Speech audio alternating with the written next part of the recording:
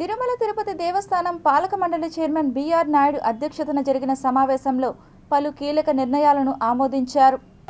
55 members మనం accommodate చేస్తాం. 55,000 మందికి. దీంట్లో దాదాపు 18,000 మంది, దాంట్లో 20,000 మంది, 8,000 మంది షెడ్స్లో చేస్తాం. అవుట్ సైడ్ క్యూ లైన్లో దాదాపు 20-25,000 మంది దాకా చేస్తాం అనమాట.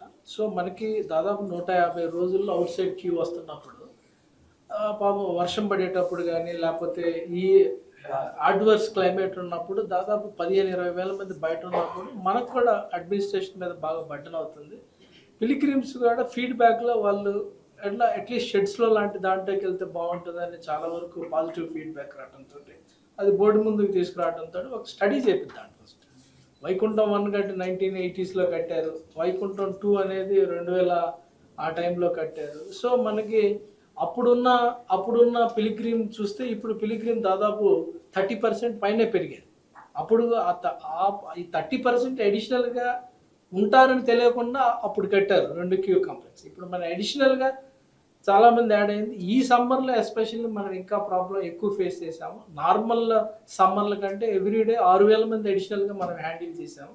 సో అప్పుడు మనకి ఎగ్జాక్ట్గా ఎంత ఇంటెన్సిటీ ఉంది, ఎంత ప్రాబ్లం అనేది మనకి ఈ సమ్మర్లో బాగా తెలియటంతో బోర్డు చైర్మన్ గారు అందరు కూడా దీని మీద డిస్కస్ చేసి ఒక ఫీజిబిలిటీ స్టడీ చేద్దాం, ఎక్కడ కడదాం, ఎంత కెపాసిటీతో కడదాం, ప్రొజెక్షన్ మనం ఆల్మోస్ట్ సాచురేషన్కి 80,000 పర్ డేకి వచ్చాం కాబట్టి దాన్ని కూడా కన్సిడరేషన్ చేసి నెక్స్ట్ లెవెల్ ఆఫ్ బిల్డింగ్ ఎలా కడితే ఎలా ఉంటుంది, అది ఒక థీమ్ రన్ చేస్తూ రిలీజియస్ ఇంటిగ్రేషన్స్ తోటి భక్తుల్ని ఎమోషనల్గా ఇంటిగ్రేట్ చేసి ఎలా చేస్తే బాగుంటుంది అనేది ఒక ఫీజిబిలిటీ స్టడీ మాత్రమే.